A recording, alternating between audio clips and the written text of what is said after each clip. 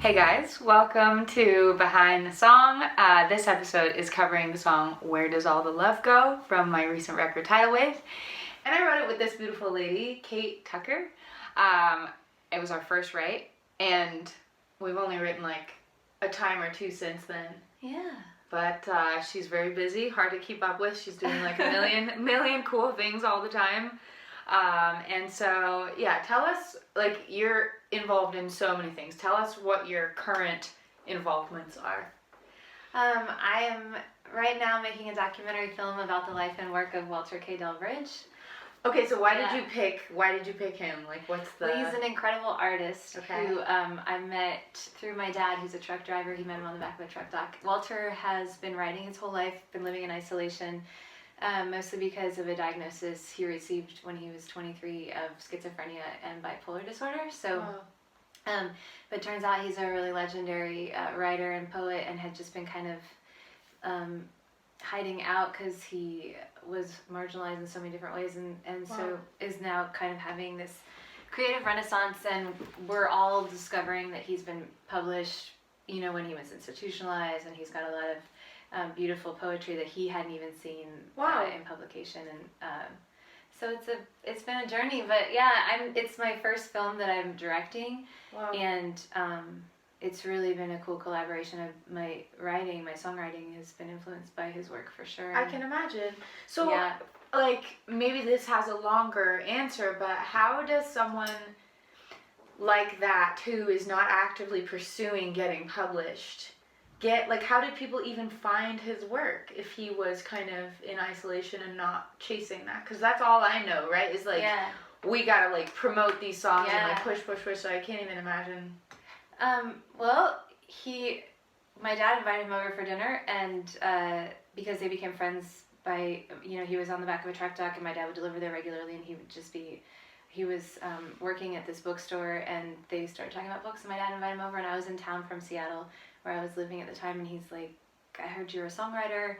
I've been writing my whole life. Would you look at my work? And he gave me like 3 boxes of handwritten manuscripts, and I took him back to Seattle, and I was touring, making records, and in between all of that, I was reading his work and realizing it was so good, so I asked if I could help him try to find a publisher. So you did it. And I know, cool. It was really cool. And his initial thing was like, I just want to connect with other artists. I just want to collaborate and hopefully find a way to make an impact and inspire other artists. He said, do you want to use these songs these poems for your songs, And so then I was thinking, like, I started talking to my artist friends and seeing if there was interest in making like an album of songs written, because of his poetry. And through that process, I got to know his story, and I was like, your story is so compelling, and he's so compelling, that I felt like people needed to be able to not only encounter his work, but him As a person. Yeah. Wow. That's what I mean. She's involved in a lot of different things. When does that come out? Do you have a timeline for that? We're about to go into editing, so maybe a couple months, a year or so. Actually, it takes that long. Yeah. And is this your first run at making a documentary? I've produced a documentary that's about to come out, but this is my first time directing one. Yeah. Wow, that is what an interesting topic, and I feel like there's a lot of different facets of it. It covers, like, touches on, like, the mental health component. Like, there's a lot of different, which is probably why you were so drawn to it. Is like the different elements of his talent and his, I bet he's fascinating. It's definitely, I feel like the reason that I make music and play music is to have these connections, and to feel connected, and to feel, and also to use music as a sort of a healing agent, or for myself and hopefully for others. And so working with Walter has been definitely like an extension of that kind of vision or hope. I love that. Yeah. That's super cool. Yeah. And then you're also involved in the sync world. Yeah. Which, I guess we say that word as if everyone knows what that means, but basically like music for film and TV. So, like, tell us about your... Well, that has been kind of just a natural thing that has come of writing as an artist and having songs in film and TV. But through that, I have joined with some other artists, including Alyssa Moreno, and we've formed something called BAM Collective. And so we are just kind of running with the strength in numbers sort of a plan and approach. And just, we've gotten to work with so many incredible songwriters and producers and artists. And sometimes those artists and producers and songwriters are not represented or published. And so in those cases, we can kind of bring them into the collective and help them connect in a more direct way. Because it's such a contact-heavy, reliant, I should say, industry, right? Yeah. And so you and Alyssa have a track record with the placements you've had, and that is kind of the idea of why you're heading this, right? I think so, yeah. I mean, I started a record label called Red Valise, like, so many years ago now, in 2005 in Seattle. And that still exists, and it's more of like an art collective. And, you know, I always say by art, for art, with art. Like, that art can sustain art if we work together. Yeah. And, you know, there's always somebody who's got this skill over here that's needed over there, and that someone who has this vision that person, you know, and co-writing is one way of collaborating, and then there's all the other things that happen to make a song, bring a song to life. And, you know, you're a producer. I don't produce tracks. Like, I need you to produce the track, you know, and like, there's always things that we can bring to one another. And so it's kind of figuring out a way to organize that, harness it, and use it in service of the song. I love that. Yeah. Well, you and Alyssa are both the right personality types, because you're very like welcoming and easy to work with. I think that's a big piece of it. But it's kind of funny with sync. Like, I think a lot of times people will, and correct me if I'm wrong, but this is kind of my grasp on it so far, is like people will set out to write for film and TV. Like, they'll sit down and be like, we're going to write for whatever, this commercial. And especially in this day and age, we're kind of even more so in the new climate where it gets almost, you can't mean to write for film and TV. It like happens to work for film and TV by accident. Like, you're writing something with one intention, and then it kind of happens to work for something. Is that like, what are your thoughts on that? I talk about this a lot, and I think about it a lot, and I've talked about it with supervisors, I've talked about it with, you know, film producers, directors, the guys in the ad agency who put this stuff through to the commercial, you know, like, and we all, it's like, you're absolutely right. You can't, it's like, you kind of have to think of, first off, getting a placement is sort of like winning the lottery. There's so much music out there right now that, like, because everybody can make music in their bedroom. Right. And like how we write our song, but like, or, and because, there is so much television. Totally. In particular, like Netflix and Amazon have really changed the game. So there's many opportunities, but at the same time, those opportunities are moving so fast. So like, placements get landed in like seconds, and you have to think of how many songs were up for that, or how many songs could have worked for that, you know, and it's really like a fast moving, overwhelming game. So you can't try to like rig the system or win the game. You have to just come at it from a place of authenticity, because I think because there are so many people making music, and because there are so many people working in that industry now, there is a lot of manufactured junk. Right. Like, it's not to say that like you can't be intentional about writing for film and TV and make something beautiful, but you want to come, I think it's easier to come from a place of artistry and then craft it into something. Like, if you're writing to brief, you're writing to a specific pitch, there's nothing wrong with that. I think that can be really fun and rewarding. And some people are very good at that. It can be a very, it's a like well-honed art, but it's an art still. Yes. And so you have to ask yourself, what is my main intention? Is my main intention to write like an amazing song today that might fit within the parameters of this thing they're looking for? Or is it to like land this sync? And I think like, if your main intention is to land the sync, like, people can tell, and the song will probably suffer if that's the only reason you're there. Right. You know? Yeah. So I guess like, I mean, there's just so much music out there. You're right that it's still oversaturated with the amount of film and TV. Like, yes, there's a lot of that, but there are more songs. And, you know, this is a good example. Just the way I relate to it is that we wrote "Where Does All the Love Go" that day with that I don't even think we had that title. We landed on that. I remember that because I typically do have like an idea. Yeah. But we started with that, like the intro sound, that like strange little thing. I remember I was going through sounds and you were like, oh, that's cool. I love that sound. Yeah, and so we were kind of that buzzy, like bum, bum, bum, bum, bum. So started messing around with that, which led us to this whole very like meta existential conversation about love, blah, blah, like. Yeah. But when we wrote that because we were concerned about nailing or expressing that idea. And then when I, produced it, kind of the same thing, trying to just like write something and produce something that I enjoy listening back to, right? And that was as far as like my intention went. But then since I've played it for a few people, there's been a lot of people in the industry who are like, this is very syncable.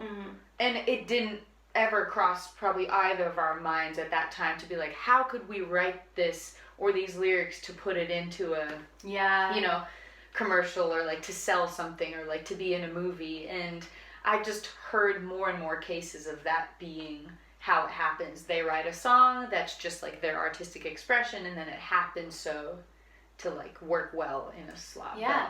But, I mean, honestly, like the most sing song I've had was one of the most personal and like straight out of my heart. Like I wrote it alone in a warehouse in my rehearsal space in Seattle, and it's just me and an electric guitar and the Mellotron on the album, and it's like that I had zero thoughts of that. But I think also like the more you write, it's like the lottery, the more tickets you buy, like it's like the more you write, the more you make, the more you believe in it, the more you love it, the more stuff you make that you believe in and love, like it's gonna matter, like it's gonna resonate somewhere, and whether it ends up in a TV show or just like in on the radio or in somebody's head when they wake up in the morning, like that's what you're hoping for, is for somebody to care and hear it like you hear it. Right. Yeah.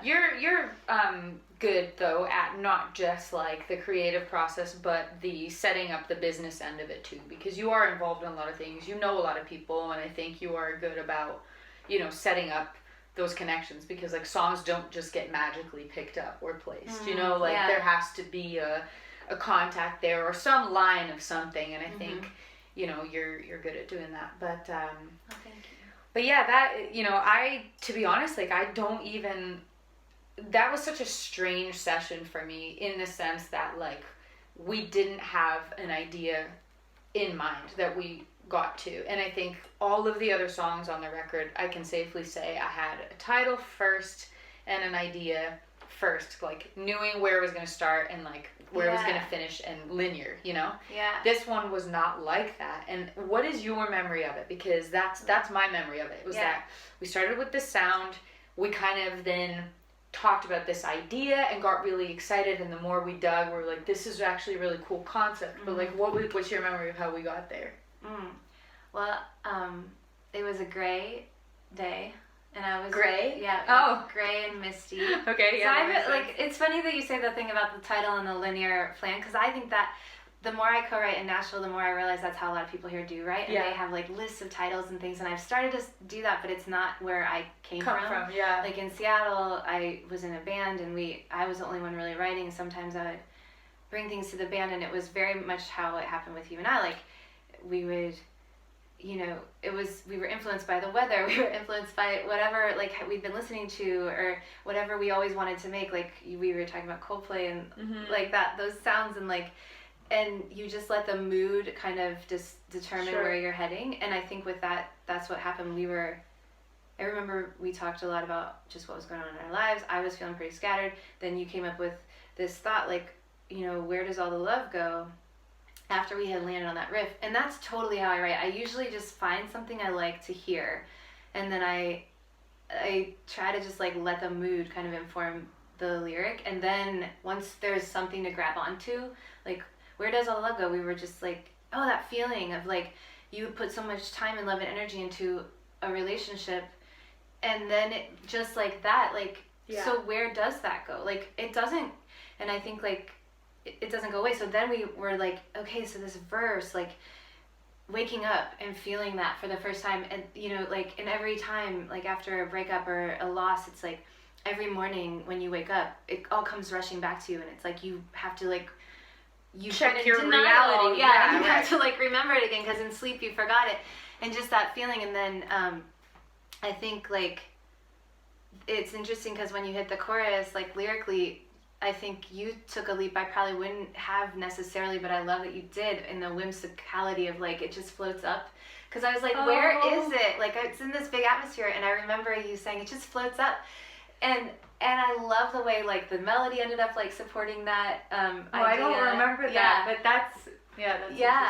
And then we got to the second verse, and I love writing lyrics, obviously, because I'm a writer. You're a great lyricist. But thank you. Yeah, I just love finding. That's why I love working with Walter and his poetry. Finding like just the right word, no more and no less, like for a line, you know. And so when I really love that spot and the way you deliver it, I think we wanted to like change up the rhythm and the delivery on the second verse and that magic moon. Oh, you know, like that. Yeah, I like guess this that's crazy.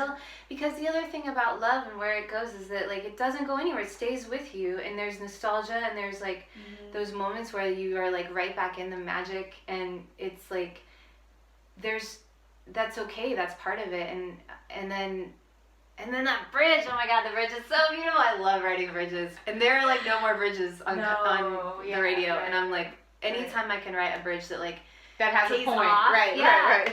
It's like it gives you the 10,000 foot view, and then it brings you back to the chorus, and the chorus is like brand new because of that. Like I feel like we really did that with this song, and that was like a place of like I had a huge relationship for a long time that did not work out, and like I remember thinking like putting that emotion into that bridge. And, I like that. I like that you feel you got to put a piece of yourself in it, because I think that we wrote the bridge, if I can remember, we were concerned about the overall sentiment being a little bit sad. Like if we didn't have the bridge, because it is kind of a sad reality that there's this love, but then we literally were like, okay, we should probably comment on like where does it go, because it doesn't just disappear. We don't believe it just disappears. Right.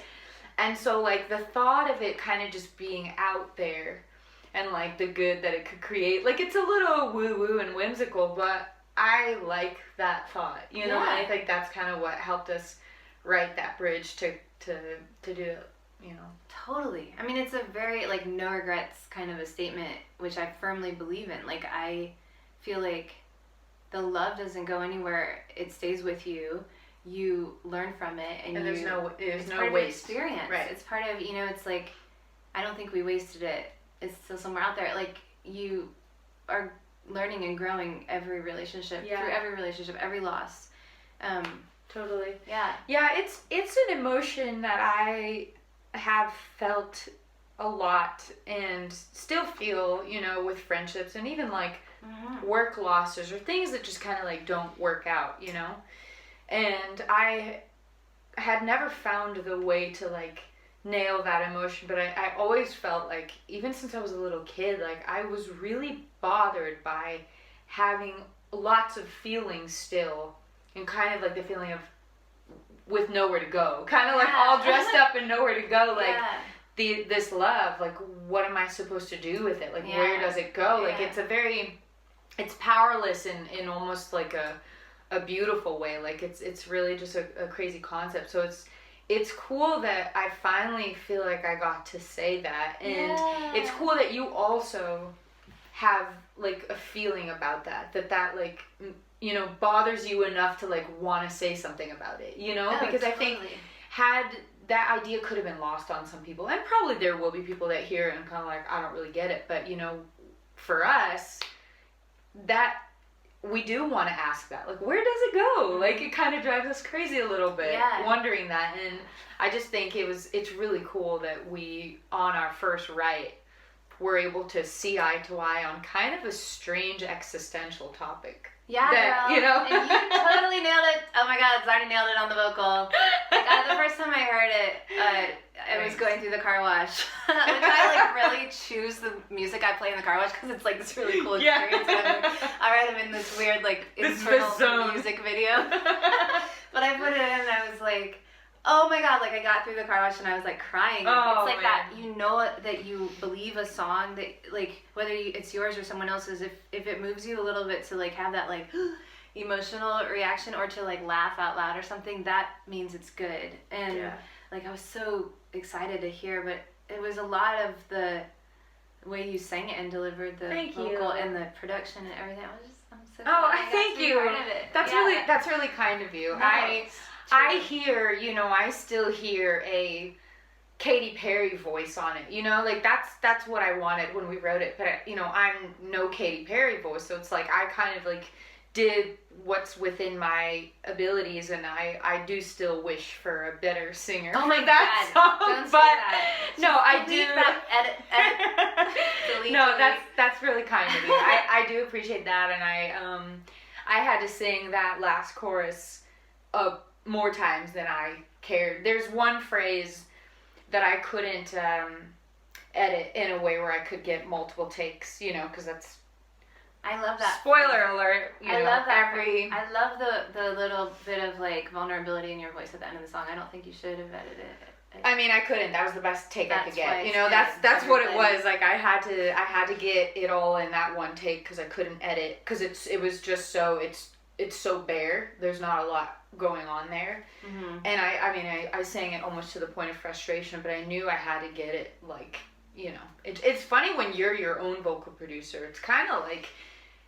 For me, I'm not a self-motivated person at the gym, you know, like I need an instructor to be like 30 more. Yeah. Because I'll kind of be like, 10, that's good. 10's great. You know, and I can be a little bit that way about my vocal too. I don't push myself as much as other people would, which is, you know, not a great thing. But in that case, I definitely was like, nope, do it again. But so when are you releasing anything anytime soon that people can look out for? I am on October.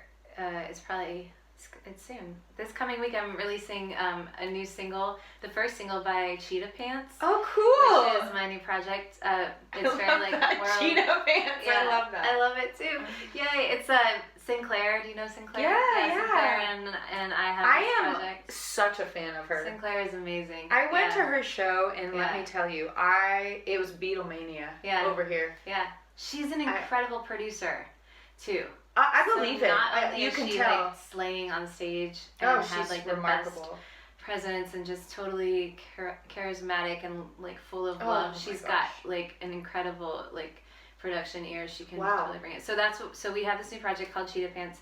First song is Gimme Gimme, and it's coming up on a Netflix show soon. So we're dropping this track and seeing where. That's awesome. Yeah. Okay, so what did you say the date for that was? October. It's this Friday, the 11th. The 11th. October 11th. So I don't know if this will come out before then. It'll be out. So go see it. Go find the link. Gimme, Cheetah Pants, Gimme Gimme. Yeah. This is Kate Tucker. You should follow her. You have a Facebook page, right? Yes. Okay, yeah. Kate Tucker. She's bringing out that documentary about a year from now. I know I'm going to watch it, and you should also watch it. But thanks again for watching. You guys are great. I really appreciate you guys taking the time to watch this probably 20-minute episode. Good job.